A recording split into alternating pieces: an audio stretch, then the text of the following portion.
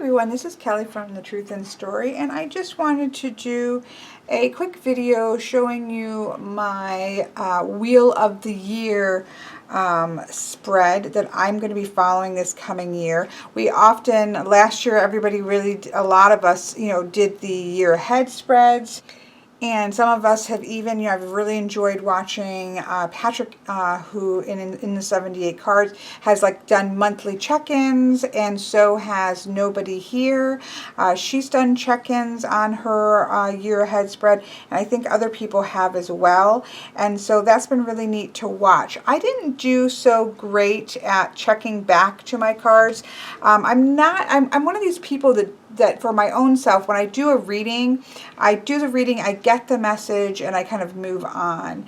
And so I didn't find myself doing really good. Sometimes in retrospect, I would look back and say, oh yeah, that made sense, right?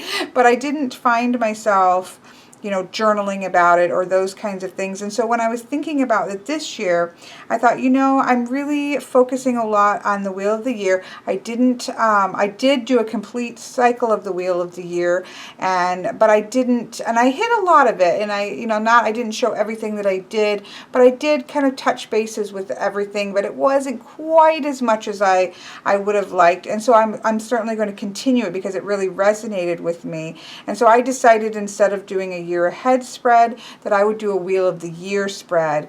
I would start with Yule, which is coming up, because I wanted it to come around and culminate in Samhain. And so that's how I did it. And so I did it tonight because tonight is the new moon, and it just seemed like the right time to do it. I wanted to have the cards in place before Yule, and so I decided to go ahead and do it tonight. Did some cinnamon and some Palo Santo chips and some clove in there. I used a smudge stick and smudged, everything, my ritual bag, my stones that I will be using, as you can see around it, which I talked about in the ritual bag videos that I did. I smudged my new set of Geomancy sticks. My meditation beads with the raven and the wolf and the moon as well. My third edition trimmed deck here. So I kind of got everything smudged up and sort of intention set for the year.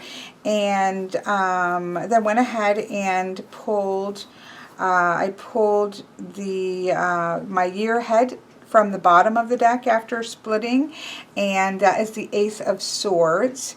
And then, of course, at the split, I started around, obviously I didn't do this on video because I did it with intention and, did that for myself. But then once it was all done and in place, I figured I would show you all it was really neat to see everybody's last year. So this goes around the Wheel of the Year, which I'll be talking about. I need to do a video directly about the Wheel of the Year, but the Wheel of the Year is a following of the cycles based on Sabbats, equinoxes, solstices, solstice dates, and equinox dates. And so it follows the cycles of the year certainly from a Western perspective, from the Northern Hemisphere. Although this is one of the books. Llewellyn has a Sabbat book for each of the Sabbats, and so I just had this out because of the wheel right here, which just showed it. I have picked up another book that I'll also be working with because I don't know. I still may end up picking one of these up for each one. I didn't end up doing it last year.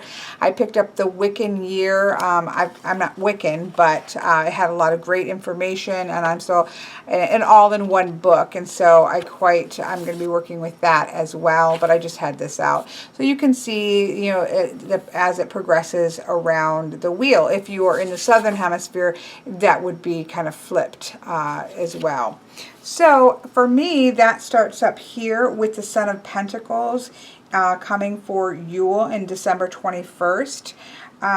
For in bulk, we have on February 1st, I have the Seven of Swords, one of my favorite, I love him. I have the Nine of Pentacles for an Ostara, March 20th. I have the Tower at Beltane around April 30th. We have Midsummer. I have the Five of Swords. I have for Lunasa, on August 1st, I have Temperance. And for Mabon, I have September 22nd. I have the Magician. And then coming around to Samhain, on October 31st, I have the Father of Cups. And what I did then, so this directionally is north, which is associated with earth. We have south associated with fire. You can't see it, but I have a carnelian down here. In the east we have air, and in the west we have water. And so I use those to create a geomancy figure because of course that's really important to me. And so they go fire, air, water, and earth. So fire was a number 5, and so that's a single. So air is a number 9, which is odd, which is also single. And then water is a number 1, which is a single dot. And then the suns or the nights, so you have ace through 10. 11 would be pages, 12 would be knights, which is an even number, which would make it a double dot. And so this figure is Cauda Draconis, which is the dragon's tail, which is pretty cool. I quite like that. This is a figure about endings. It's about completions. It's about letting go of the past. It's connected to the lunar nodes. I have all of the 12 lunar represented by these smoky quartz, and I have an Apache tier for the 13th moon that I will be paying attention to as well. I have, of course, quartz in the middle, which represents myself, and so yeah, this is associated with the lunar nodes. It's also associated with Sagittarius, and it is strongest in the 9th house, which is the house of the journey and about expansion. And so that's quite interesting as well. It is a fire figure, so I have air and fire going on, so lots of active energy there. So I just wanted to, I'm not going to interpret this, I'll go into that sort of as I go through each of the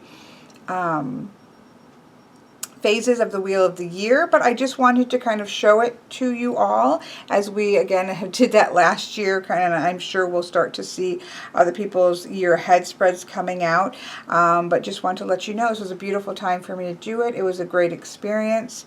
And I highly recommend either the year aheads or the Wheel of the Years, but something to sort of touch basis on throughout the year, because then when it comes, you kind of are looking either at that month, or for me at that Sabbath season of that month, or 2 months sometimes, that time period, in connection with the year card of the year for the Ace of So when Yule comes, I'll kind of look at it by itself, but then I'll also look at it in conjunction with my year card and my year figure, and what do those energies say together, and so you can kind of touch back on those throughout the year.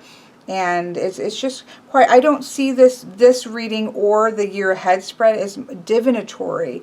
That question came up a lot when we did it last year. It's more what energy to focus on that you would need. Now, some people can do it as divinatory. I don't personally see it that way. I see it really more on, okay, this is energy that I'm going to need to focus on, or is going to be represented in that time period.